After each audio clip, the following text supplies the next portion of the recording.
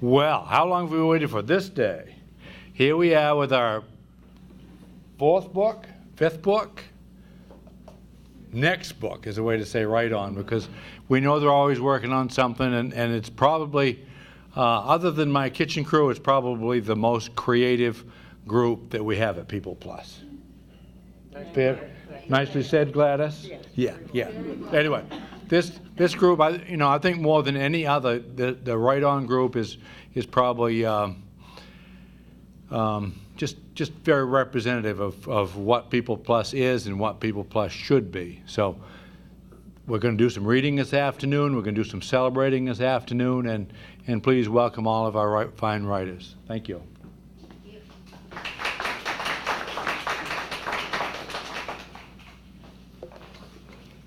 Thank you, Frank. What would People Plus be without Frank? Thank you for all you do for Right On and for People Plus. Well, welcome. We're delighted you're here. We're so excited about our new book called Times and Seasons. It's a beautiful book, and I really hope all my family on my Christmas list appreciate it, because it's a great gift, so think about that. Our dedication. This book is dedicated to those who love words and appreciate the skill and sometimes the magic it takes to turn those words into something you'll never forget. We love sharing our words with each other on Right In, and we love sharing them with you. So again, thank you for coming to join us. Well, we all have several different things in the book, and we had to make a choice what we wanted to share with you today. I could have told you about a letter from my mama that got lost, and I didn't receive it till years after she died. I could have told you about on my grandpa's farm when I was a little girl and the lesson he taught me about smoking. Or I could have read the fiction story about a little boy lost. Or I could have read to you about Southern comfort and Northern bliss, living in the South and then living in the North. But I'm sorry, you'll have to buy the book to get those. I'd like to read you something, a story about what happened to my husband. It's called At Last. In 1964, we were stationed in San Diego, California, a Navy family with 2 young sons. Gary's orders sent him to the USS Constellation, and the ship was headed for the Bay of Tonkin, the start of the Vietnam War. The first fighter airplane was shot down from that ship. Its pilot was captured, and he was the first POW. His name was Lieutenant Alvarez. Well, the war did not go as America expected. Political influences and lack of American support prolonged a horrific war.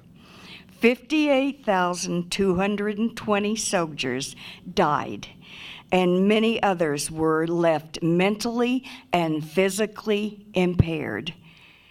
We left Vietnam without a victory. When Gary returned home, it was not to a hero's welcome, but to a mostly uncaring nation. Only the soldiers who served and their family knew and grieved for the ones who had given their all. At last, the broken and beaten POWs returned to a small, joyful reunion with their families and fellow soldiers. Often when asked where they had been for the past years, they answered, Vietnam, and would be greeted often with silence or disappointment or sometimes hostile words. The military continued the job of serving and protecting Americans, seldom hearing the words, well done, or thanks for serving. But Vietnam veterans were happy to be home, and to be alive. Time passed, retirement from the Navy, my children grew, the grandchildren were born, and we moved on about 50 years. This week, Gary went to Portland to eat out at Cracker Barrel. And after a very good meal, the check came. And on the check was written, "Paid in full. Thank you for your service." He was shocked. He was amazed. And he wondered, how would they know? And then he realized he had on his Vietnam veteran ball cap. At age 75, it was a satisfying feeling to at last be appreciated. Do we have any veterans here today? Would you raise your hand? All who have served our country? Well, in case you haven't heard it lately, thank you for your service. I have one short poem some of you might relate to. It's called A Sound Mind. The Bible says we are not given a spirit of fear, but of power, love, and a sound mind. When I was young, it was all about love, finding that someone special. Later, it was all about power, raising children, my career, and just making life work. Well, today, in my sunset years, it's all about a sound mind. Lord, don't fail me now.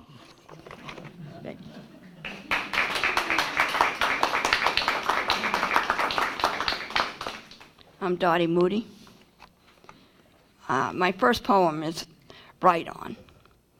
Wednesday afternoon at 1 o'clock is my church, is my cathedral. Here the written word is sacred. Each one strives to carve their own words on the tablet of truth. No one is judged, all are esteemed. There is no hush. There is reading, laughing, caring, encouragement. In valuing the written word, we value each other.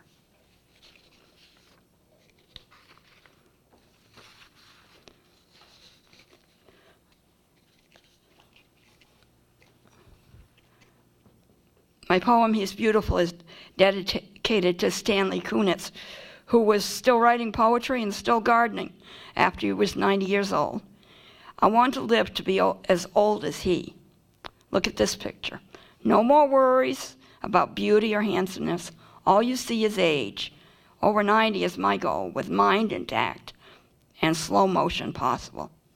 To still create words, beauty, flowers. There's beauty in advanced old age, not physical beauty, spiritual beauty. You've heard so much, you've seen so much, you've lived so much. God grant you other ears to hear your wisdom. God grant you comfort in your physical infirmities for just a little longer. For this one day, I choose to let go of fear. Fear will not allow me to have a good day. For this one day, I choose to let go of unforgiveness and its negativity. For this one day, I'm going to appreciate the sunshine, stay busy, love everyone. I'm not going to borrow trouble from tomorrow. This is my choice for today.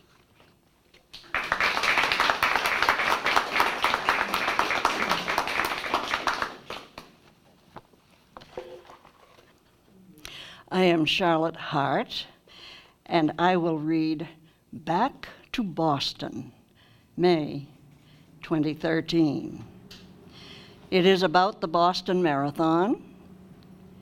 It is about the Boston Marathon of April 15th, 2013. It is about the bombings. It is about shock, terror, outrage, and strength. Back to Boston. I will go back to Boston. Nothing will keep me away. I'll walk the common, watch the swan boats, as sun softens new leaves in May. I will go back to Boston, join the crowd at Old Fenway, sing Sweet Caroline by the Diamond. Nothing will keep me away. I will shed a tear on Boylston Street, then walked to the old North End. Galleria Umberto Calzone's will be lunch. Then the Freedom Trail we will wend. Harvard teams will row on the Charles. Rose Wharf boat, we'll take one for a day. Go to and return from Nantasket Beach. Nothing will keep me away. The Boston pops and fireworks stir the heart and fill the sky. I will go to Boston to listen on the night of the 4th of July.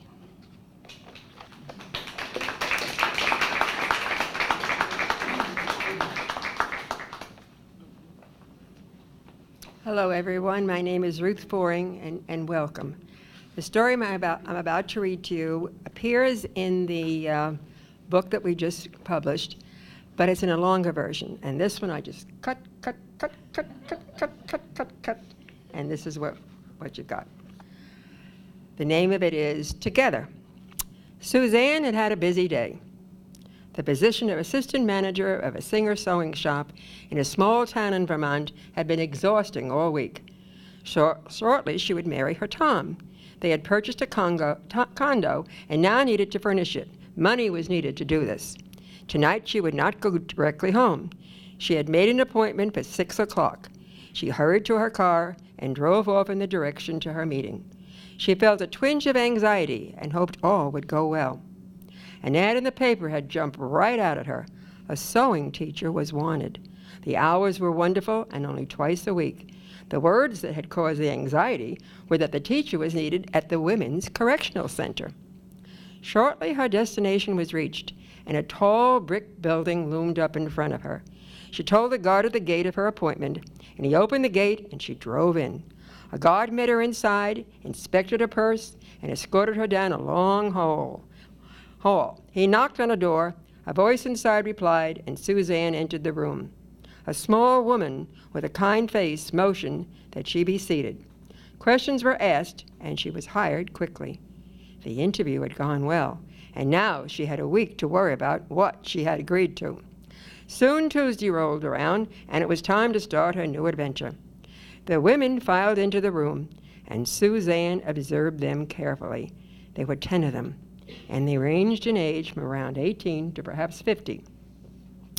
They seemed friendly and not at all life-threatening. A guard could be seen through the glass door, and that helped to boost Suzanne's confidence, and her knees stopped shaking and her heart beat slower. The lessons were to last for a full year. Suzanne had the only pair of scissors in the room, and getting started was slow and time-consuming.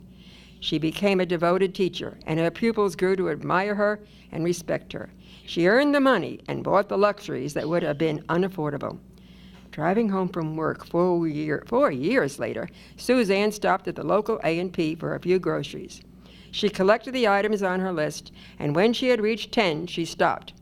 She got on the end of the 10 or less line and waited. Recognizing people, she greeted them with a smile or a wave.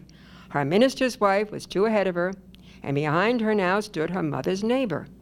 The line did not move quickly, and she began to wonder if some people had more than 10 items. Suddenly, she noticed a large woman on another line, but not recognizing her, she neither smiled nor waved. Suzanne had a faint recollection of the woman, but where they had encountered each other in the past did not surface immediately. She stared blankly at the face before her. Then the face suddenly fit into place. There, in vivid color, was a green desk. Sitting before it was this very woman, and on that desk was a sewing machine. Suzanne's mouth opened, but no words were uttered.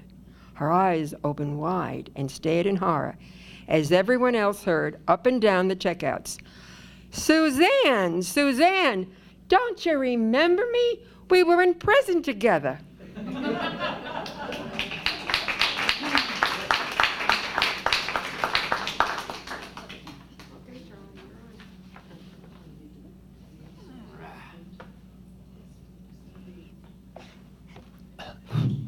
I'm Charles Payne, and that's all I'm going to say about that.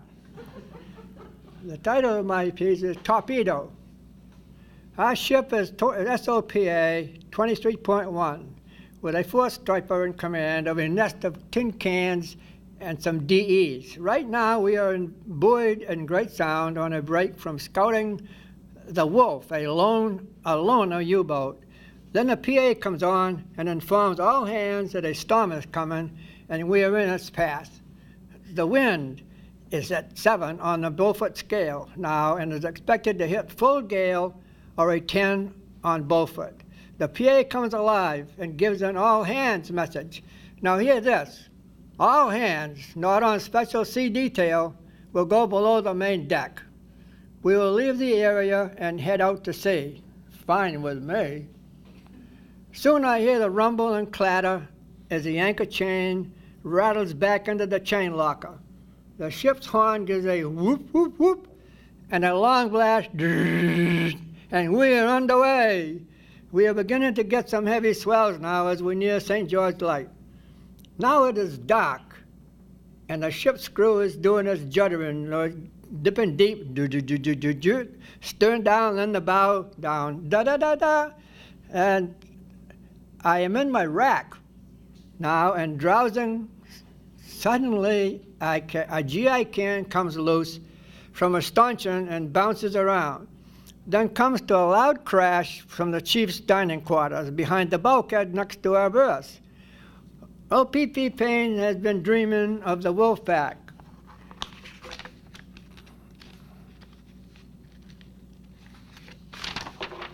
He jumps out of his rack and yells, "We have been torpedoed!" Now the whole engineering division that is not on watch hits the deck. We're in our skivvies and barefoot and no life jackets on. As we head for the nearest hatch, we come topside into the gale and drenching rain, huddled forward of the bridge. The old man has the con. He sees us. The next thing we know, the chief master at arms come and reams us out with some not so nice expletive words. Then he screams, "You're out of uniform. What are you doing here?" I answered, "I thought we'd been torpedoed." He yelled, "They can't operate in the seas this weather. They had run in deep and further out to sea. You're all on report. Get the hell below." With a hangdog looks, we snuck off. When the storm had blown itself out and the ship had secured from storm watch, when I walked on deck, they would holler, "Torpedo!" And if the exec, old Jock Hastings, happened to go by, he would guffaw and walk away. That stuck with me quite a while. The next time we had weather, I knew that you were never to go on deck without a life jacket, and oh yes, if you expected to abandon ship, always wear your shoes. Aside, the Beaufort scale is what we use to determine whether, the strength of a storm. And I wasn't a seaman, I was a diesel engineer, but I was alive. I wanted to know everything that was going on the ships. So I picked that up. So that's it.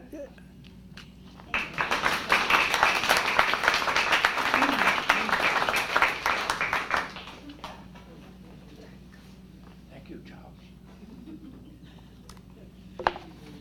My name's Wendell Kinney, and I write memoir, fiction, short story fiction, and some not-so-good poetry. And I have 3 articles in the book, one about my 1941 Oldsmobile, which taught me a lot of lessons, and one about the witch trials in Ipswich. But they're long, so I'm just going to read a short piece. And oh, by the way, I have a CD that's on the back table for sale, and a book as well. This is about my aching back. Oh, my aching back is a commonly used expression of dissatisfaction with an event or a situation. It may or may not be related to an actual aching back. Back being the posterior of the human anatomy, that is, the area of the human anatomy in the rear of the abdomen. The abdomen is that part of the human anatomy immediately below the chest and above the pelvis. The chest being that part of the anatomy commonly referred to in medical circles as a thorax, and is just below the neck. The neck being part of the anatomy just below the head, and is often another place that is painful, as in, oh, what a pain in the neck he is. The neck contains the larynx, or voice box, and is located below the cranium, which contains the brain. And we all know it is responsible for the aching back and the pain in the neck. Thank you.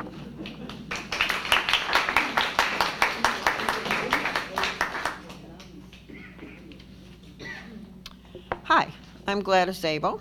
Nice to see all of you here. I write about things in my life. The first poem I'm going to read you is Love at First Sight.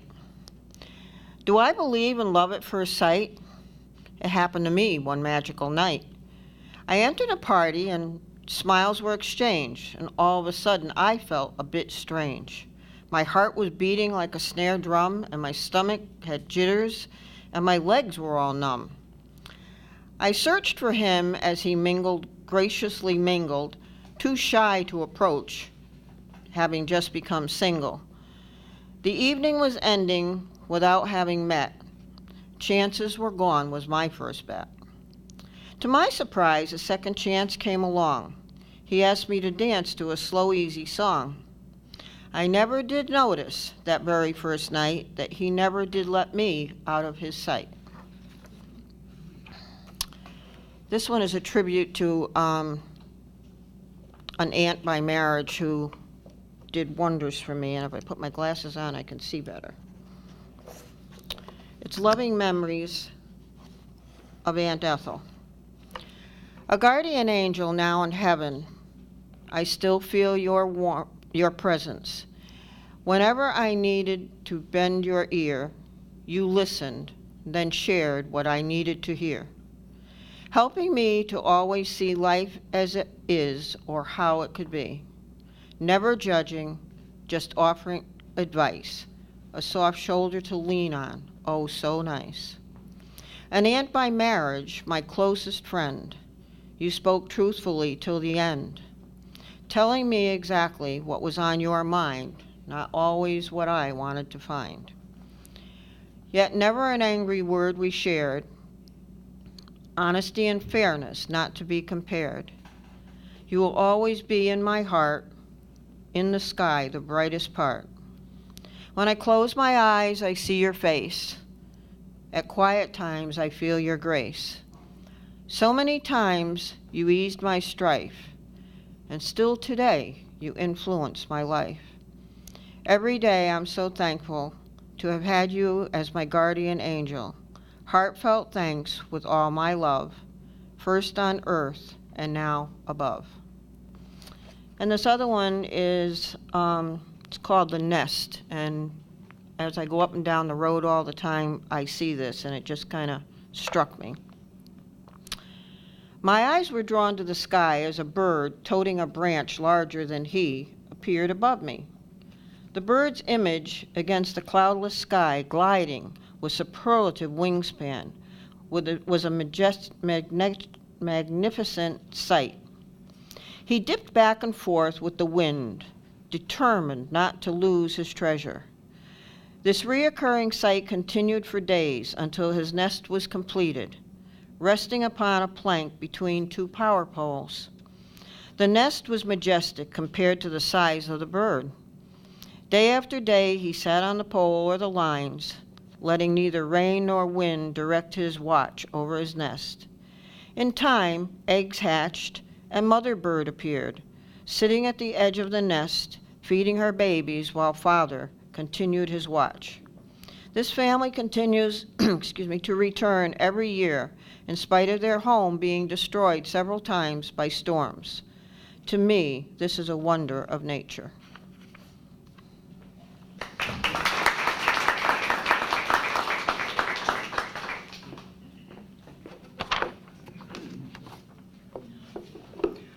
Hi, my name is Ann Robinson, and I'm a dog person, I admit it. Most of my stories are about dogs. Golden retrievers, I have one. She runs my life. I have 3 stories in the book, all 3 of them about dogs. This is one of them. It's about my parents and dogs and how my mother came into the fold. It's entitled A Tale of Two Parents, and tail is spelled T-A-I-L, just in case you didn't get the dog connection. My dad had a way with dogs. They worshiped him. Put a dog in the same room and the dog would gravitate to him in a flash. At my dad's funeral, a hunting buddy told a story about my dad and dogs. Years ago, another buddy had a young, very large, and very untrained black lab who was wild and crazy, the canine form of ADD. The dog was never still, never obedient. In a room with people, he was a hurricane, constantly moving, no object or body part safe from bouncing paws, slobbering tongue, or pounding tail. His owner kept him locked away when visitors were present. There was one time, though, when several of the buddies were gathered at the owner's house, telling tales and drinking beer. The wild thing got loose. As the owner grabbed empty air, the dog scanned the room and made straight for my dad, charging past 5 other men, and tables laden with meat and cheese.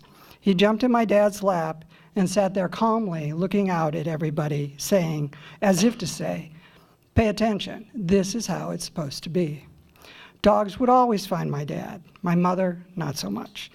We had always had dogs when I was growing up, but they were my dad's dogs, not my mother's. And mostly not mine, although I did get a little action now and then, but never my mother. She avoided them and they her.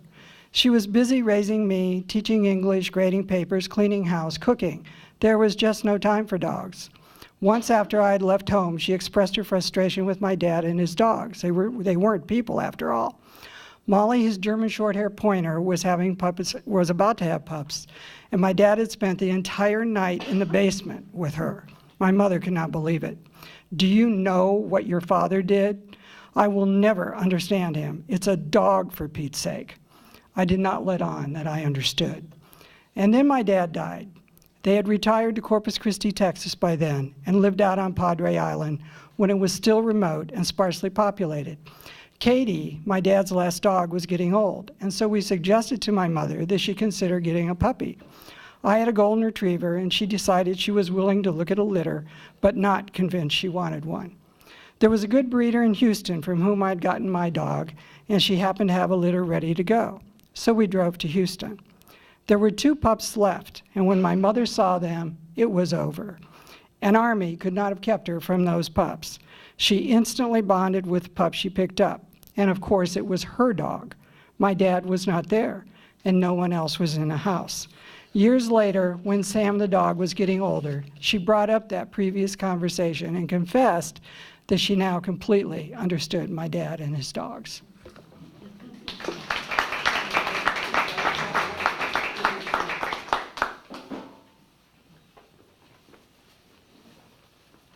Hello, I'm Nancy Soul. Before moving to Maine, I was a teacher in Illinois, and I must confess that as a teacher, I probably looked forward to snow days as much or more than the kids.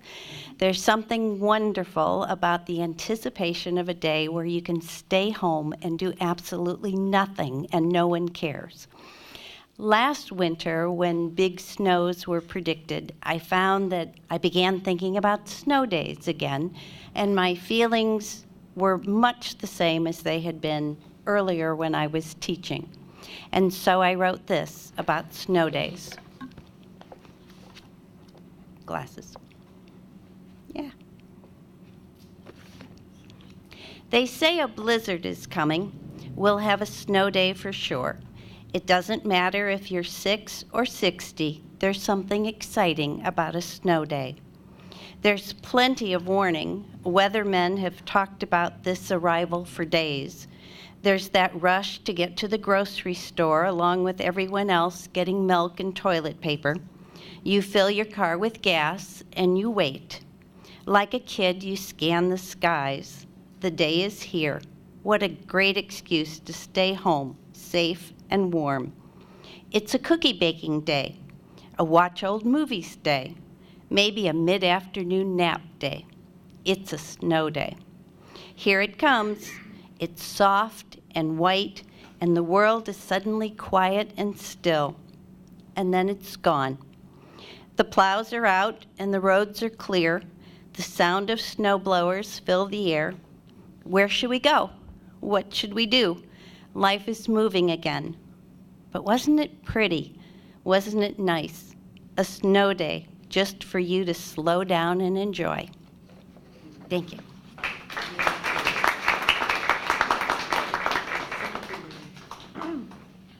My name is Beth Compton, and the first one I'd like to read to you is Thanksgiving. It is with me at my aunt's with all my cousins.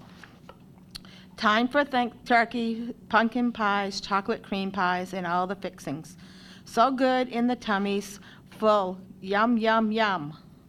The later time with family, all the stories everyone has to tell about all the funny things that happened to each and every one. The next one is about my cat, but unfortunately she's no longer with me, but her real name was Penelope, but I called her Penny. So it's called Penny the Sneaky Cat. Penny loved to get into things and loved to get underfoot. She liked to do things when she thought she wasn't being watched.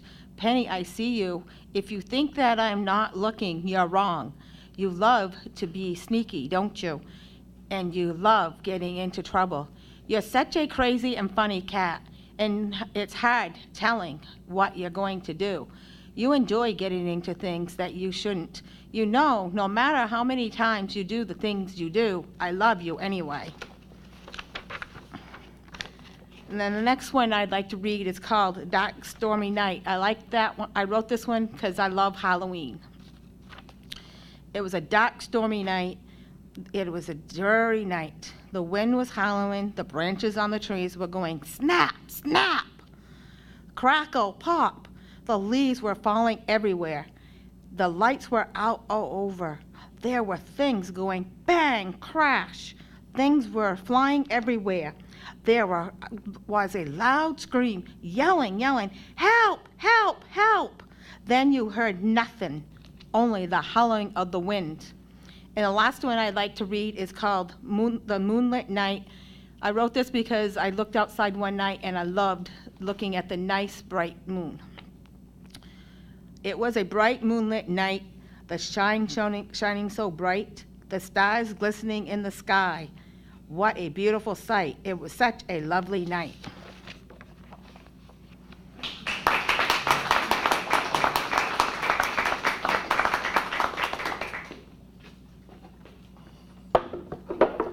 First of all, I'd like to thank all of you for coming here this afternoon and spending this beautiful afternoon with us. My name is Paul Karwowski. That's why I write under the pen name P.K. Allen. My section of the Times and Seasons contains excerpts from my newest book, The Sands of Time, Life with and Life After Pinky. I'll be giving the author's chat the next month at October 8th at 2 o'clock. Before reading my section today, I'd like to tell you about the author's chat. The Sands of Time contains about 80 pictures, 80 poems, 160 short stories about life, love, the good times, the sad times, a lot of events and family experiences during a lifetime. Some of these events I'm sure you and your families have experienced during your lifetime, like weddings, births, funerals, holidays, hobbies, children, grandchildren, cancer, and the loss of a loved one. It also contains stories that help to define certain periods in our life by the pets we owned. We had during that time, and in the book I refer to these pets as our friends. And I won't just be reading, I'm going to tell the story behind the first 3 self-published books last year. The first one was Reflections, Some Thoughts on Life and Love. That little picture in the front, Pinky had painted, and I copied it for the front of the book. About 150 pages of poems on life and love.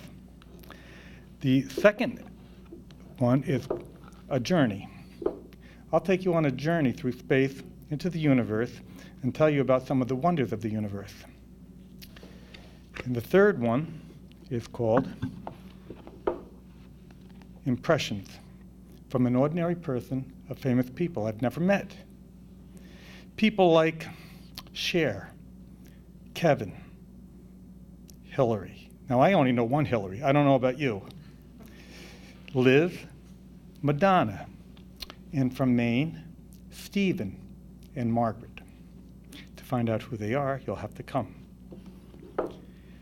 I'll tell stories from the sands of time, Life with and Life After Pinky, from 1965 to 2013, and how the loss of a loved one affects everyone in a family, even your pets. And finally, my answer to how I cope with the loss and face it every day, and for those who have lost loved ones, it may help. I'd like to think it's going to be a very special and different kind of author's chat. I hope you'll join me on October 8th.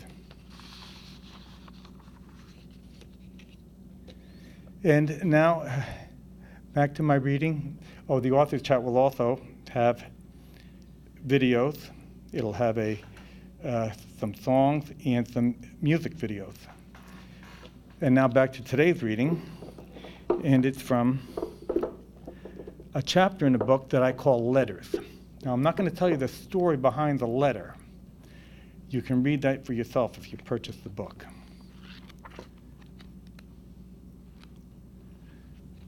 Wrong book.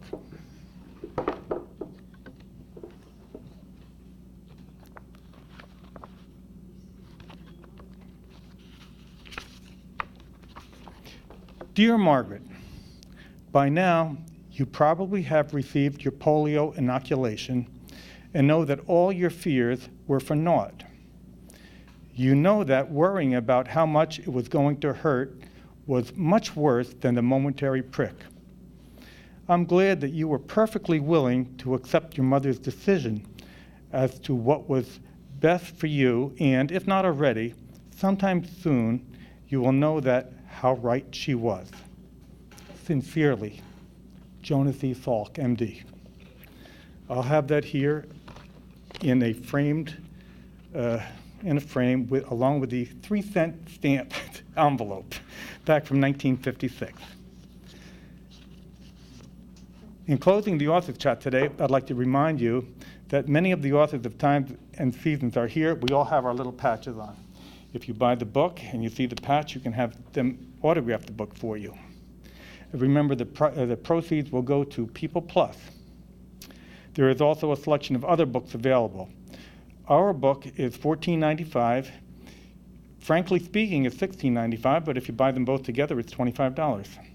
And our last book will only be $10 more. So for $35, you can buy 3 books. And Christmas is coming around a corner, so it's a good time to buy it. And what better gift can you get than a book from a Maine author from Maine? Thank you very much for coming today.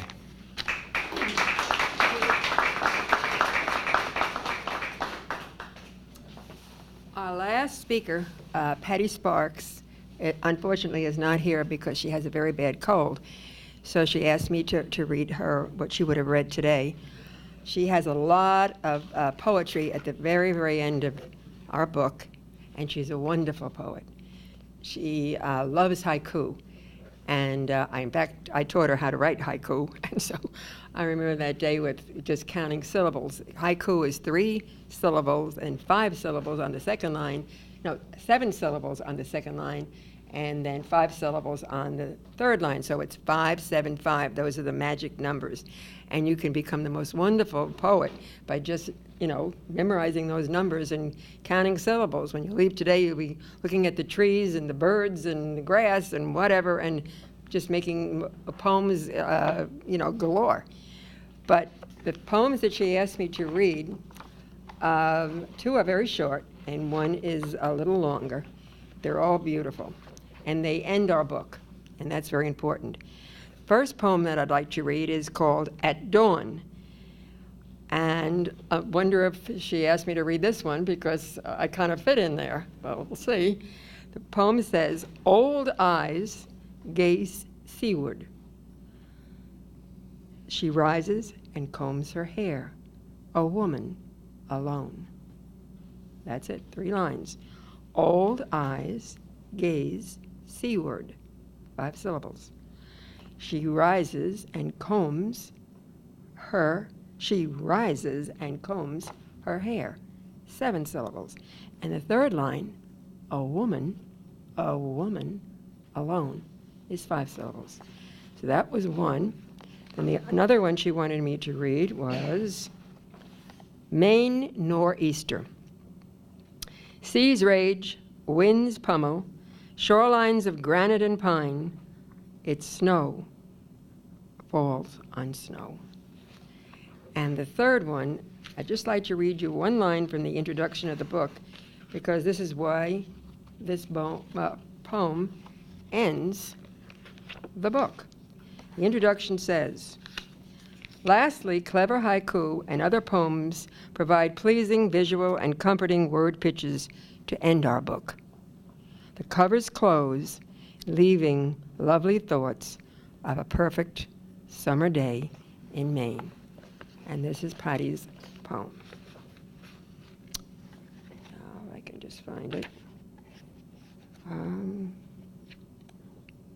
Maine Summer Solitude. I shall carry out my tea tray, prop old pillows up against a tree, creating a lounge upon the earth. There, through eyelids longing to close, I'll await the elusive kiss of an August breeze against my cheek. Then, into blissful surrender, as the breath rises and falls, my soul shall drift down, down, down, into the quiet solitude of a perfect summer day. After the children have come and gone, one child stays and continues on. Master of the house, ruler of the land, yet always reaching out for his wife's reassuring hand. He's a good writer. Don't give it up. All righty, promise me that.